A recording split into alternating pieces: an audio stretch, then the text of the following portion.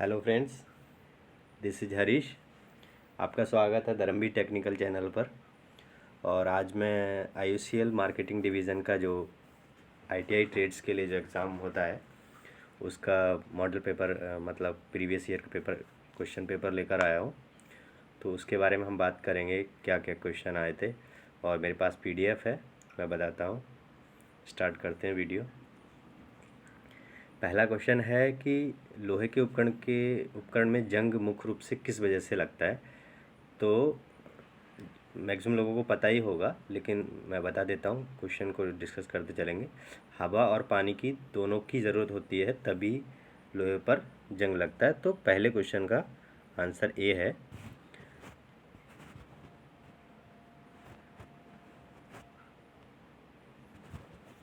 और अभी हम दूसरे क्वेश्चन पर जा रहे हैं कि कंडक्टर में विद्युत धारा के प्रवाह का क्या कारण होता है। तो ऐसा कि हमको मालूम है कि आयंस अथवा इलेक्ट्रॉन्स, क्योंकि आयंस पानी में होते हैं और इलेक्ट्रॉन्स हमारे धातु में पाए जाते हैं, तो दोनों के कारण ही कंडक्टर में विद्युत धारा का प्रवाह होता है। तो इसका सी आंसर है। तीसरे क्वेश्चन पर जा रहे हैं कि पहाड़ियों पर पानी कम तापमान पर उबलने का क्या कारण है। तो उसका कारण ये है कि जैसे जैसे हम धरती के लेवल से ऊपर जाते हैं तो वायुमंडलीय दाब कम होता जाता है, और जैसे जैसे पानी की सरफेस पर, मतलब पानी की सतह पर जैसे जैसे प्रेशर कम होता है, वैसे वैसे पानी का बॉइलिंग टेम्परेचर कम होता जाता है। तो पहाड़ियों पर जाने पर पानी जो उबलना चाहिए 100 पे, लेकिन उससे पहले ही उबलने लगता है। इसलिए तो इसका आंसर है हमारा, पहाड़ियों पर हवा के दबाव में कमी के कारण। चौथा क्वेश्चन है कि टेलीफोन लाइन की सर्ज इम्पीडेंस क्या होती है। टेलीफोन लाइंस की सर्ज इम्पीडेंस के बारे में बात करेंगे। तो मुझे इसके बारे में ज़्यादा तो नहीं मालूम, लेकिन मुझे आंसर मालूम है कि बाद में भी मैं बता दूंगा। इसका आंसर है 600 ओम्स। मैं बताऊंगा आगे चल के। पांचवा क्वेश्चन है, दो कैपेसिटर C1 और C2 श्रृंखला में जुड़े हुए हैं, तो उनका समतुल्य कैपेसिटेंस क्या होगा। ऐसा कि आपको मालूम होगा पहले ही कि अगर दो रेजिस्टेंस मतलब प्रतिरोध सीरीज़ में लगे हुए हैं तो वो जोड़ते हैं R1 प्लस R2 करके। लेकिन अगर कैपेसिटर हैं तो वो सीरीज़ में जोड़ेंगे 1/C1 प्लस 1/C2। तो 1/C1 प्लस 1/C2 हो जाएगा C1 प्लस C2/C1 C2। मतलब आंसर इसका होगा C1 C2/C1 plus C2। B answer होगा इसका। छठा क्वेश्चन है, इनमें से कौन सी वेल्डिंग से संबंधित प्रक्रिया नहीं है।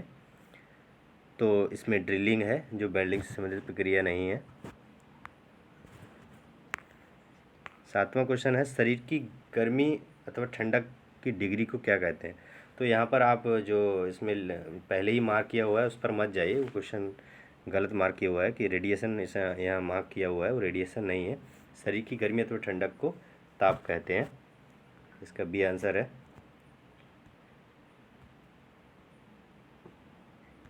और फिर मैं आगे क्वेश्चन पे जा रहा हूँ। कीबेस को काटने के लिए प्रयोग होने वाली छेनी कौन सी है। तो इसमें कैप छेनी है। और 9 क्वेश्चन है, निम्नलिखित सभी में से किस में कम श्यानता होती है। श्यानता मतलब सबसे कम गाढ़ापन किस में होता है।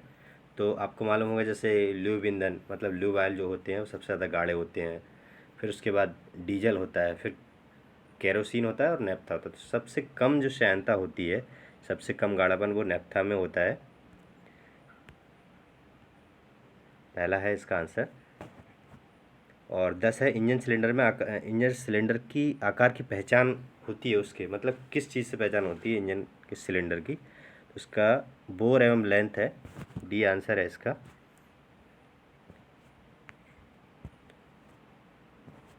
अभी हम क्वेश्चन नंबर 11 पे जाएंगे।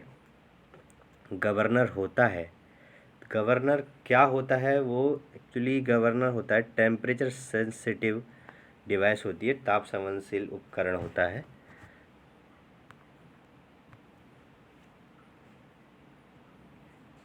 अगला क्वेश्चन है, स्टैटिक इलेक्ट्रिसिटी होती है। क्वेश्चन है अगला, static electricity is produce by, किससे स्टैटिक इलेक्ट्रिसिटी उत्पन्न होती है?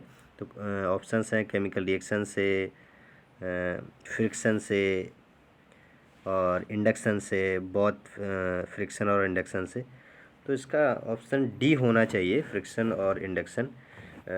मैं इसका एग्जांपल आपको बता रहा हूँ कि जैसे कोई टैंकर है या मान लो कोई ट्रक है जिसमें भी सल्फ़र, लिक्विड सल्फ़र भरा हुआ है, तो जैसे ही हम उसको फिलिंग करते हैं या खाली करते हैं तो हम एक उसको अर्थिंग लगाते हैं, ज़मीन से ग्राउंड में दे देते हैं।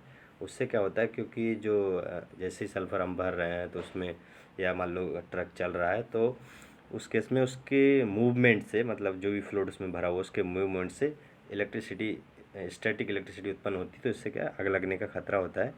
इसलिए उस केस में हम देखा होगा आपने कि गाड़ी के पीछे कुछ छोटा सा वायर कुछ जो है हमेशा ज़मीन से चिपकता हुआ चलता है ऐसे टैंकर्स में, या फिलिंग या खाली करने के टाइम उसको ग्राउंड से कनेक्ट कर देते हैं। तो इसका आंसर है डी। और अगला है, कौन सी ऊर्जा कम प्रदूषण उत्पन्न करती है? तो सबसे कम जो प्रदूषण होता है वो होता है अपना सौर ऊर्जा से। अगला क्वेश्चन है, वह दृश्य पंचता जो बीकर में डूबे हुए ट्यूब के भीतर जल स्तर की वृद्धि का वर्णन करती है। तो ये यहाँ पर जो क्वेश्चन इन्होंने मार्क किया हुआ है वो विसरण है, लेकिन इसका आंसर केशिकात है। केशिकात मतलब कैपिलियरिटी जिसको बोलते हैं। तो जैसे कोई कैपिलियरिटी मतलब बहुत कम रेडियस की कोई पतली, जिसको ट्यूब बोलेंगे, जैसे उसको पानी में डुबाते हैं तो पानी के ऊपर चढ़ने अथवा उतरने की जो कंडीशन या फिनोमिना होती है वो केशिकात कहलाती है। तो इसका आंसर सी है। अगला है, मोटर की गति के द्वारा भिन्न हो सकती है, मतलब मोटर की गति कैसे चेंज हो सकती है? Speed of motor can be varied, मतलब निर्भर करती है। तो इसका आंसर है डी आंसर है इसका, 18 में उपरोक्त सभी। अगला है, 3 प्रावस्था वाले इंडक्शन मोटर की दिशा किसके द्वारा उल्टी की जा सकती है? तो इसका आंसर है इंडक्शन, ऑप्शन पढ़ रहा हूँ, मार्क सर्किट की फ्रीक्वेंसी के परिवर्तन द्वारा, या इंटरचेंज मोटर की किसी भी दो आपूर्ति टर्मिनल को इंटरचेंज करने पर, या चेंजिंग द फेज सीक्वेंस, और डी ऑप्शन आइदर बी और सी। तो इसका ऑप्शन मेरे अंदाज से, मुझे कंफर्म तो नहीं मालूम, लेकिन डी होना चाहिए। अगला क्वेश्चन है, वह धातु जो स्टेनलेस स्टील में संक्षारण प्रतिरोध के लिए मुख्य रूप से प्रयोग होती है वो क्रोमियम है। इसका डी आंसर है, सॉरी डी है। अगला क्वेश्चन है, पदार्थ का गुण जो स्थायी रूप से विरूपण को बनाए रखने में क्षमता रखता है। जैसा कि हमें पता है कि विरूपण की कोई धातु या कोई पदार्थ जिसकी अगर हम उसकी आकृति अथवा आकार में परिवर्तन करते हैं तो जो वस्तु है वो उसका विरोध करती है, उसकी क्षमता को बनाए रखने के लिए क्या कहलाती है? तो वो इसमें प्लास्टिसिटी है। Answer D.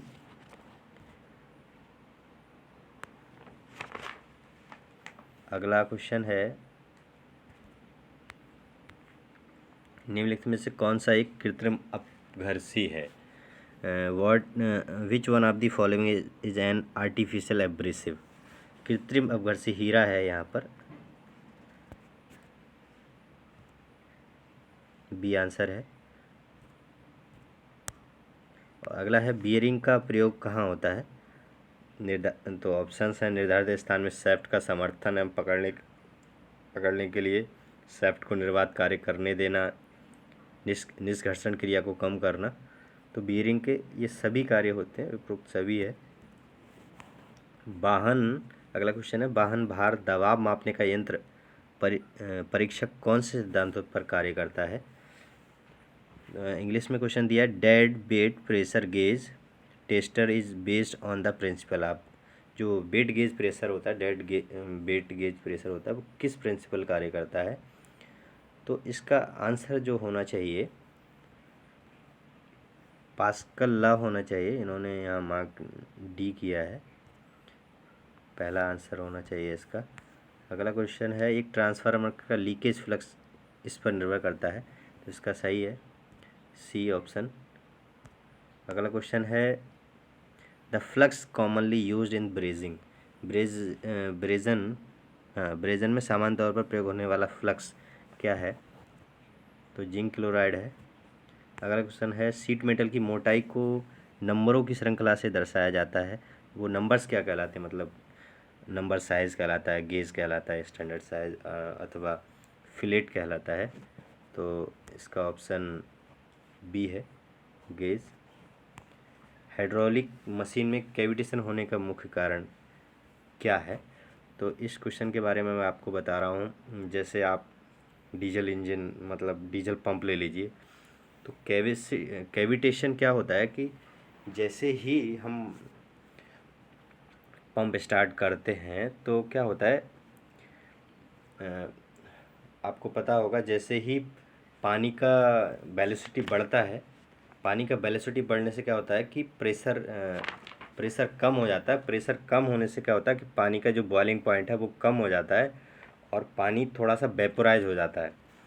अब जैसे ही वेपर बनेगा तो वहाँ पर जगह थोड़ी खाली हो जाएगी पंप के अंदर, और जैसे ही हम पंप जो है पानी को बाहर फेंकता है तो प्रेशर फिर बढ़ जाता है, तो आगे जाके प्रेशर बढ़ने से फिर जो बबल बना है वो वापस फूटता है। तो ये जो प्रक्रिया होती है वो कैविटेशन कहलाती है, मतलब एक बार पंप के अंदर बबल बनना और आगे प्रेशर बढ़ने पे बबल का फूटना, तो ये कैविटेशन कहलाती है। जो किस वजह से हो गई कि उच्च वेलोसिटी के कारण, जैसे ही वेलोसिटी बढ़ेगी पानी का वेपर प्रेशर कम होगा, मतलब वेपर के रूप में थोड़ा सा आएगा और आगे प्रेशर बढ़ने पर फिर वापस से प्रेशर घट जाएगा और बबल फूट जाएगा, तो कैविटी जो होती है, कैविटी का मतलब होता है कैविटेशन, मतलब कैविटी मतलब जगह खाली होना, कैविटी माने होल, या तो पंप के अंदर थोड़ी सी जगह बन जाएगी। जैसे ही वहाँ वेपर आएगा, जैसे ही वापस वेपर फूटेगा तो फिर वो जगह भरने के लिए पानी वापस से जाएगा वहाँ पर उस जगह को भरने के लिए, तो वो क्या होता है पंप की सरफेस है दीवारों पर वापस खटखट की आवाज़ या थोड़ा साउंड करता है, उसको ही कैविटी बोलते हैं। और इसका ऑप्शन है जो है हाई वेलोसिटी के कारण, इसका बी है।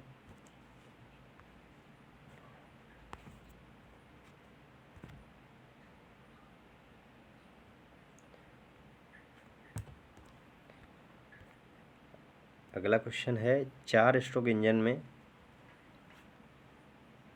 इवेंट्स का अनुक्रम क्या होता है, मतलब sequence order of the events in A 4 stroke engine में, जो मतलब पहले क्या होता है, ऐसा चारों को हमें मार्क्स करना है। तो सबसे पहले इसका आंसर, मतलब पहला ऑप्शन दिया है सक्शन, एग्जॉस्ट, पावर, कंप्रेशन। तो हम बात करेंगे उसमें कि सबसे पहले तो हमें पता कि सक्शन होता है और सबसे लास्ट में हमारा एग्जॉस्ट होता है, क्योंकि जैसे ही पहले हम सक करेंगे लास्ट में एग्जॉस्ट मतलब धुआं को बाहर फेंकना। तो हमारा बी और सी ऑप्शन में से एक होना चाहिए। तो सक्शन, उसके बाद कंप्रेशन, उसके बाद पावर, उसके बाद एग्जॉस्ट। तो इसका आंसर जो होना चाहिए वो सी है। जल की अधिकतम सघनता क्या होती है, the density of water is maximum at, तो डेंसिटी ऑफ वाटर सबसे ज़्यादा किस टेम्परेचर पर होती है, तो 4 डिग्री सेल्सियस पर होती है वो। अगला क्वेश्चन है, 5 मिनट में 210 वोल्ट की बिजली बल्ब में हीट कितनी कैलोरी होती है, तो इसका ऑप्शन जो है फार्मूले से निकलेगा। ये क्वेश्चन में तो 31 का आंसर जो होगा, जैसा कि हमें मालूम है कैलोरी निकालने के लिए, हीट निकालने के लिए एच बराबर PT फार्मूला होता है, वो मैं लिख के बता देता हूँ। H बराबर P इंटू टी, क्योंकि यहाँ पर दिया हुआ है P जो वाट है, शक्ति है 210 और 5 मिनट है, उसको सेकंड में करेंगे तो 300 सेकंड वो हो जाएंगे। 300 की मल्टीप्लाई 210 से करेंगे तो ये अपना आंसर हो जाएगा 63,000। सी ऑप्शन होगा इसका।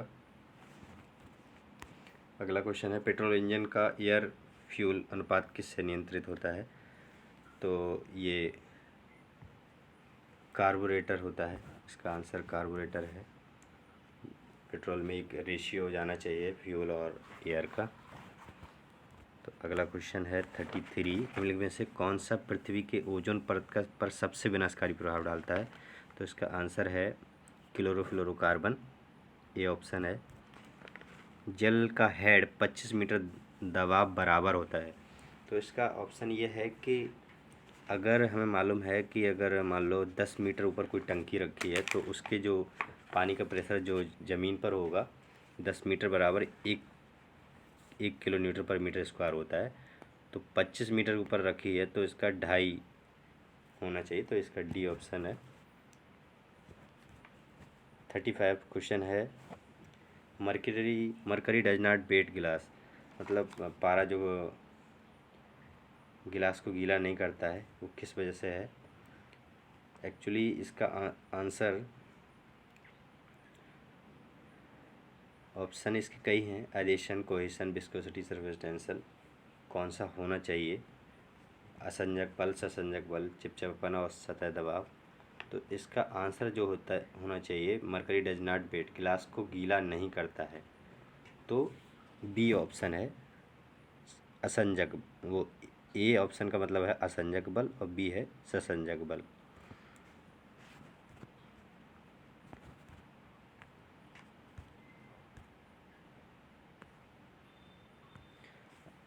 अगला क्वेश्चन है, विद्युत ऊर्जा नापने का यंत्र, विद्युत ऊर्जा नापने वाला उपकरण क्या है? तो वोल्टामीटर है। अगला क्वेश्चन है, admittance is the reciprocal of, admittance किस चीज़ का रेसिप्रोकल होता है? तो इसका आंसर है डी।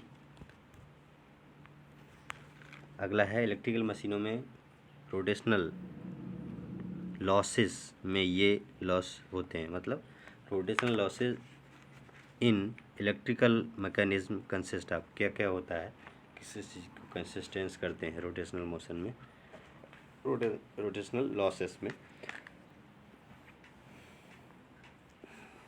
तो इसका मुझे एक पूरा करेक्ट नहीं मालूम है, तो मैं ये क्वेश्चन को स्किप करूँगा अभी। 39 देखते हैं, एक साधारण सर्किट के विद्युत प्रवाह को मापने के लिए एक एमीटर इस तरह से जुड़ा होता है। तो साधारण सर्किट के विद्युत प्रवाह को मापने के लिए एमीटर जो होता है वो सीरीज़ में ही जुड़ा होता है बैटरी की श्रृंखला में, मतलब बी ऑप्शन है बैटरी की श्रृंखला में। 40 क्वेश्चन है, इफ़ द कंडक्टेंस बराबर सीमेंस होता है देन, तब क्या होगा? रेजिस्टेंस ओम के बराबर होगा, या कैपेसिटेंस हेनरी में होगा, या इंडक्टेंस किस में होगा? यहाँ 40 नंबर क्वेश्चन ये कह रहा है कि कंडक्टेंस को हम सीमेंस में मापते हैं, तो ये जो ऑप्शन दिए हुए हैं कौन सा सही है? तो इसका आंसर ऑप्शन ए है, रेजिस्टेंस को हम ओम में मापते हैं। 41 देख रहे हैं, two liquids can be separated, मतलब दो द्रवों को किसके द्वारा अलग किया जा सकता है? तो इसका आंसर है फ्रैक्शनल डिस्टिलेशन के द्वारा हम दो द्रवों को अलग कर सकते हैं। 42 है, जो वाहनों में पीछे देखने के लिए किस प्रकार का दर्पण का उपयोग किया जाता है? तो वाहनों में जनरल आपने ध्यान दिया होगा कि बाइक या कार में जो शीशा लगा होता है वो उत्तल दर्पण होता है, वो थोड़ा उभरा हुआ होता है। तो इसका आंसर क्या है? उत्तल लेंस को इंग्लिश में क्या बोलते हैं? कॉन्वेक्स, इसका बी ऑप्शन है। 43 पे जाएंगे अभी, निम्नलिखित में से सबसे कठोर कोयला कौन सा होता है? बिटुमिनस कोयला होता है, सी ऑप्शन है। 44 है, स्पॉट वेल्डिंग में प्रयोग होने वाला इलेक्ट्रोड टिप किस चीज़ का होता है? इसका सी आंसर है, तांबे का होता है। और 45 है, पेट्रोलियम उत्पाद जो होते हैं वो ऑप्शन है कि हाइड्रोक्साइड कंपाउंड होते हैं या हाइड्रोकार्बन कंपाउंड होते हैं, सल्फेट कंपाउंड होते हैं, नाइट्रेट कंपाउंड होते हैं। तो पेट्रोलियम उत्पाद होते हैं वो सभी हाइड्रोकार्बन कंपाउंड्स के अंदर आते हैं। हाइड्रोकार्बन मतलब हाइड्रोजन और कार्बन के जो यौगिक होते हैं वो सब हाइड्रोकार्बन कंपाउंड कहलाते हैं। अगला क्वेश्चन है 46, जब दो ओम रेजिस्टेंस समांतर में होते हैं तो प्रभावी रेजिस्टेंस क्या होगा। जैसा कि मैंने पहले बताया कि जो रेजिस्टेंस को समांतर में जोड़ेंगे तो 1/R1 + 1/R2 करके जोड़ते हैं, तो 1/2 + 1/2 मतलब आधा और आधा 1 हो जाएगा। इसका ऑप्शन सी है। 47 है, निम्नलिखित में से कौन विद्युत का संचालन करती है। मतलब जो यहाँ पर 4 ऑप्शन दिए हुए हैं, किस में से विद्युत का संचालन हो सकता है, रबड़, लकड़ी या पेंसिलिन। तो ग्रेफाइट एक धातु ऐसी है, अधातु है ग्रेफाइट, जिसमें से विद्युत प्रवाह हो सकता है। 48 है, hydrometer use for measurement of. Hydrometer से क्या मापते हैं। तो हाइड्रोमीटर डेंसिटी, रिलेटिव डेंसिटी मापने के लिए यूज़ किया जाता है। 49 है, what does LCD means. LCD का मतलब क्या होता है, टीवी की एलसीडी, टीवी क्या है, तो लिक्विड क्रिस्टल डिस्प्ले। इसका आंसर बी होगा। अभी हम क्वेश्चन नंबर 50 पे जाएंगे। इस वीडियो में क्योंकि ज़्यादा लंबी हो जाएगा तो हम 50 क्वेश्चन ही डिस्कस करेंगे, नेक्स्ट वीडियो में नेक्स्ट क्वेश्चन आएंगे। क्वेश्चन है 50, capacitor bank across the load is used. जो लोड भार में कैपेसिटर बैंक का प्रयोग कहाँ पर होता है। तो शक्ति कारक को कम करने हेतु इसका उपयोग होता है, तो इसका आंसर बी होगा। बाकी क्वेश्चन बहुत सिंपल हैं, पेपर बहुत अच्छा आया था। नेक्स्ट वीडियो में बात करेंगे। Thank you.